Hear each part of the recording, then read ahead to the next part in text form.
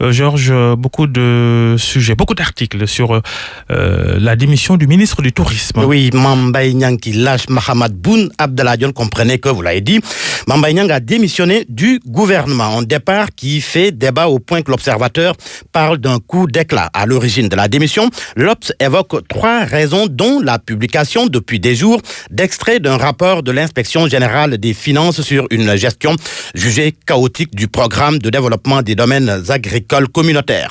Le journal Le Quotidien semble être en phase avec l'Observateur et indique que le départ de Mame Mbaye Niang serait lié à la gestion du Prodac.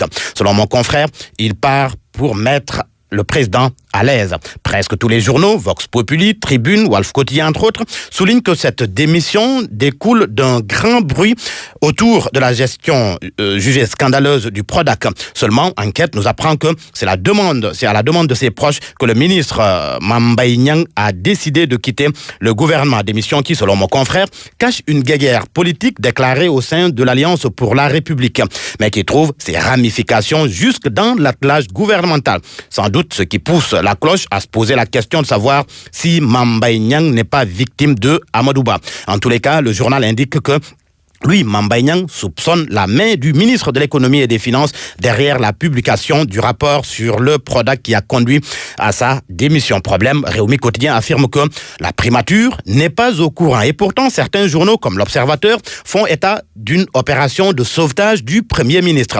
Mahammed Boun Abdallah Dionne aurait tenté une médiation pour faire revenir le ministre du Tourisme à de meilleurs sentiments. Mais son initiative a buté sur le serment fait par Mame Mbaye Niang de mettre à l'aise le chef de l'État Macky Sall. D'ailleurs, l'Obs informe que la semaine dernière, profitant d'une discussion avec quelques ministres, Mame Mbaye Niang avait prévenu qu'il ferait face à tous ceux qui sont impliqués dans cette campagne qu'il vise, même si on ne le cite pas. Affaire donc à suivre et enquête attend de voir la posture que va adopter Macky Sall. Va-t-il accepter cette démission de son ministre et homme de confiance? En tous les cas, les Échos notent qu'il était au Canada et il est arrivé à Dakar vers 23h30.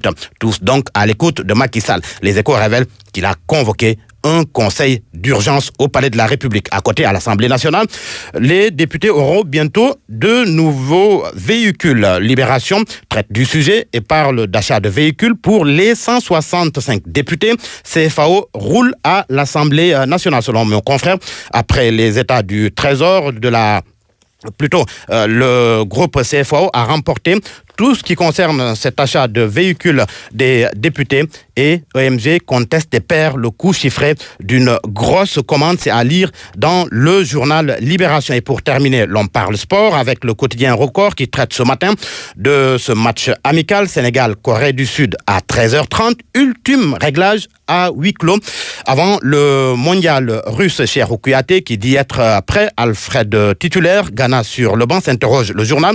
Khadim Ndiaye, selon Record, reprend sa place de numéro 1. Corée du Sud, Sénégal à 13h30 GMT. C'est également ce qui fait la une du journal Stade. Le titre du journal, confirmer les promesses de Croatie.